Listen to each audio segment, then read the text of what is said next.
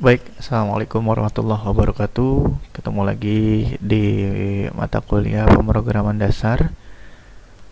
Oke, baik, untuk pertemuan kali ini akan membahas perihal flowchart ya teman-teman ya. Flowchart itu alur atau bagian dari alur sebelum pengimplementasian ke program ya teman-teman ya. Jadi sebelum pengimplementasian ke program atau dibuat source code, itu biasanya harus melewati flowchart terlebih dahulu, itu desain alur dari program tersebut seperti itu.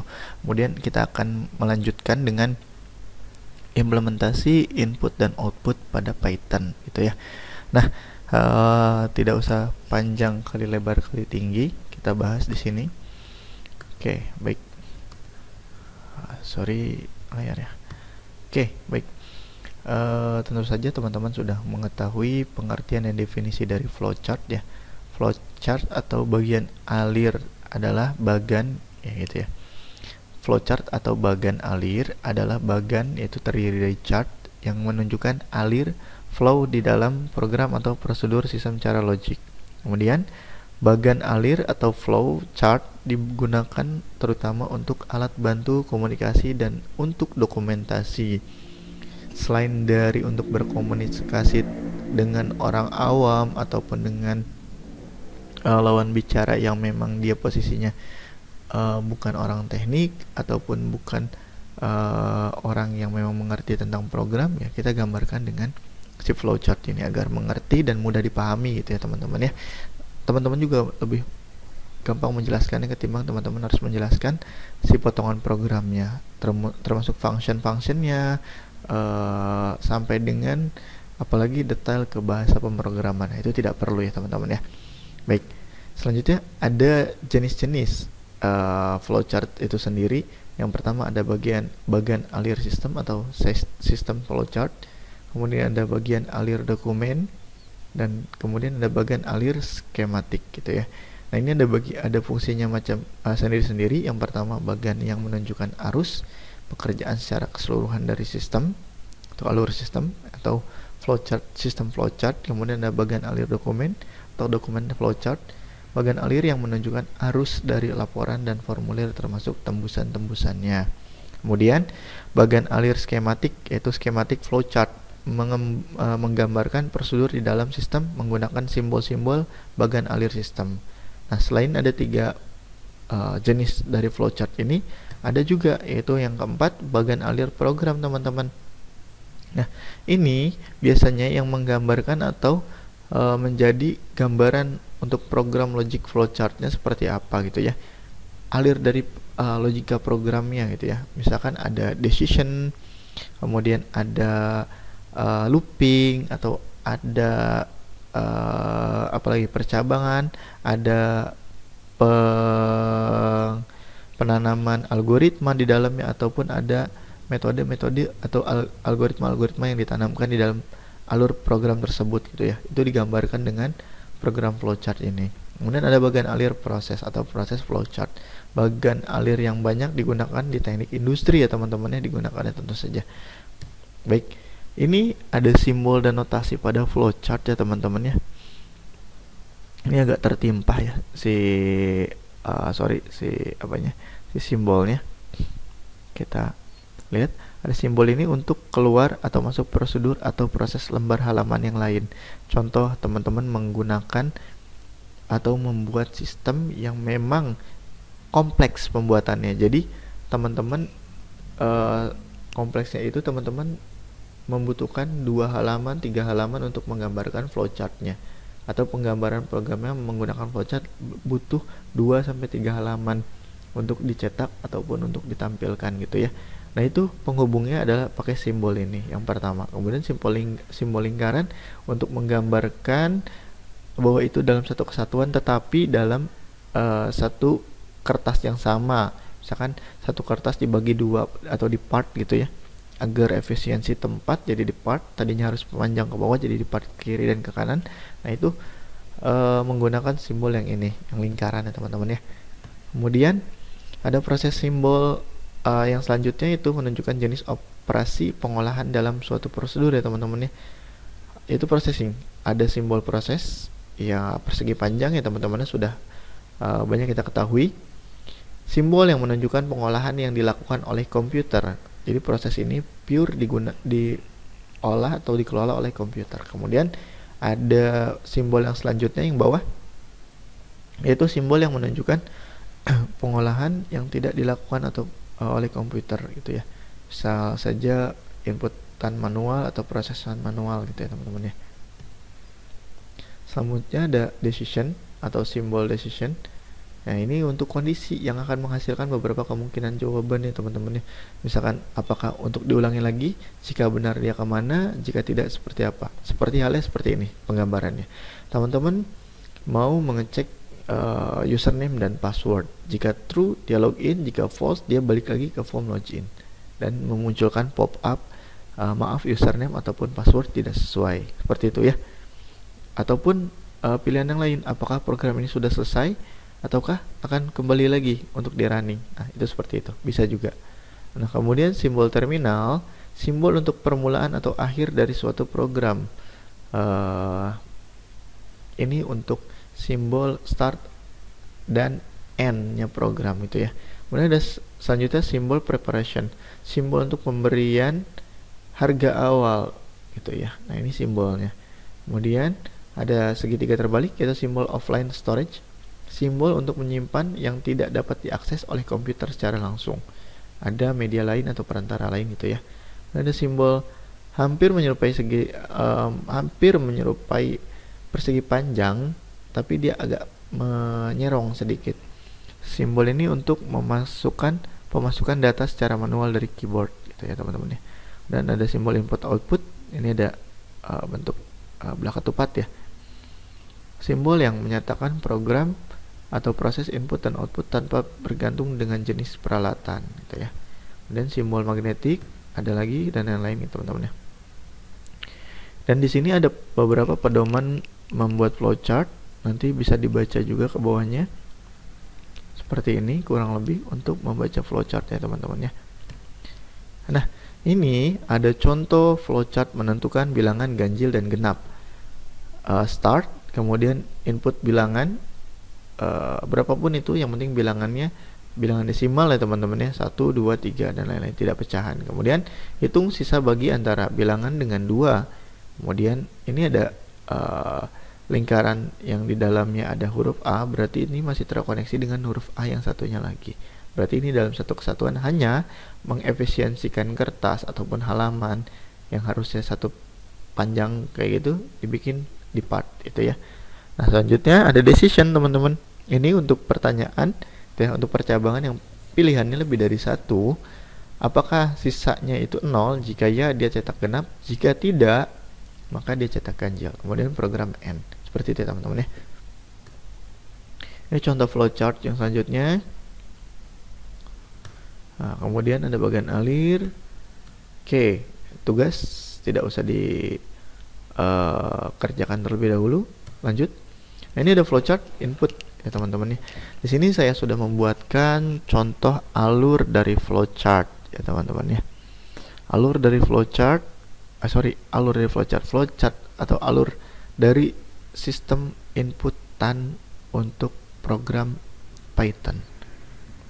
Start, kemudian input panjang dan lebar, kemudian diproses, yaitu luas sama dengan panjang kali lebar, cetak luas, seperti itu teman-teman ya. Kemudian end, kita lihat ke programnya. Ini programnya, masih ada di sini. Ini pengimplementasiannya ke program. Panjang dideklarasikan sama dengan 10, lebar didefinisi atau dideklarasikan 5. Maka luas sama dengan panjang kali lebar. Print luas, koma panggil luasnya. Luas ini yang dipanggil ya. Ingat, use di sini adalah case sensitive. Jadi jika penulisan luasnya pakai L-nya kecil, jangan coba-coba memanggilnya dengan L-nya ukuran atau L-nya dengan kapital di depannya ya. Seperti itu. Kita lihat di pada saat di running ya teman-teman ya. Kita lihat pada saat di running. kita start. Ini sudah saya deklarasikan sebelumnya atau sudah saya tulis, tinggal di start saja. Oke, maka di sini yang akan ditampilkan adalah kita zoom in.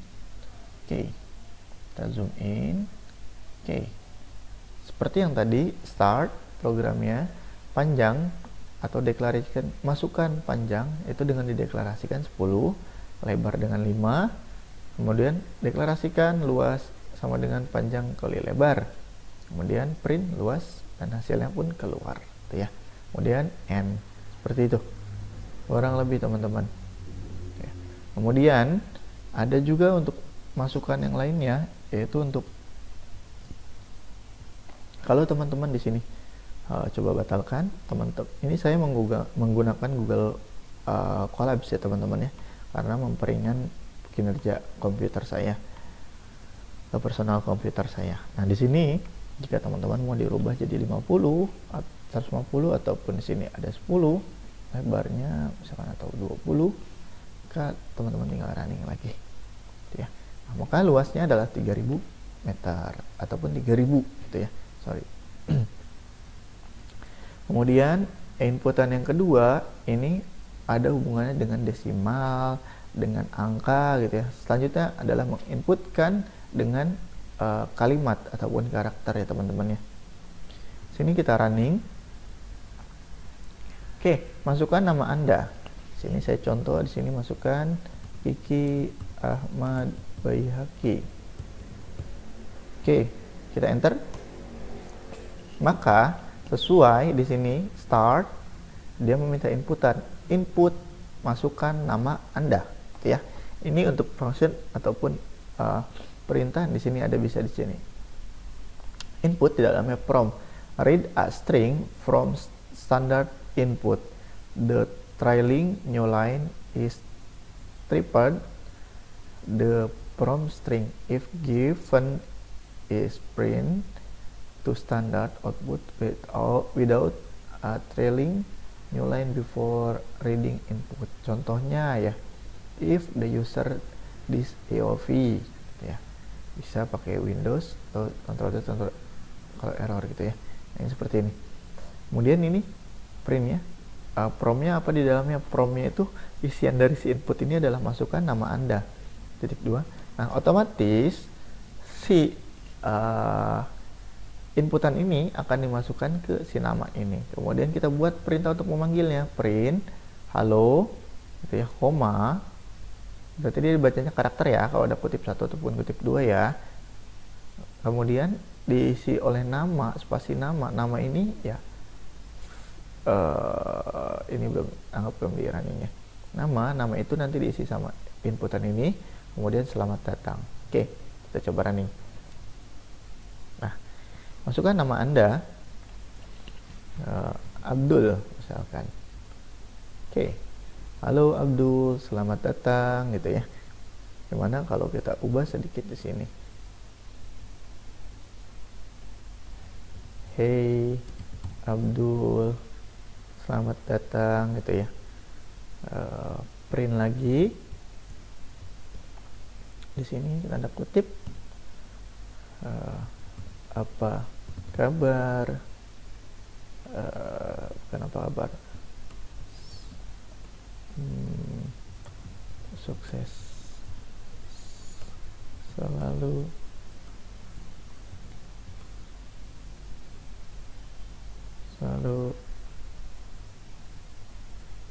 sukses selalu. Di sini pakai nama ya, koma, nama, kita tutup ya, tutup nama. Oke, kita coba running. Nama Abdul contoh, hai Abdul gitu kan. Kemudian Abdul selamat datang gitu kan di sini, hai Abdul selamat datang. Kemudian sukses selalu Abdul. Nah, seperti itu ya teman-teman yang kurang lebih ya. Kalau ini kita hapus. Oh sorry, ini bukan hey Abdul, di sini hey saja ya. Hey, kita running ulang. Misalkan di sini namanya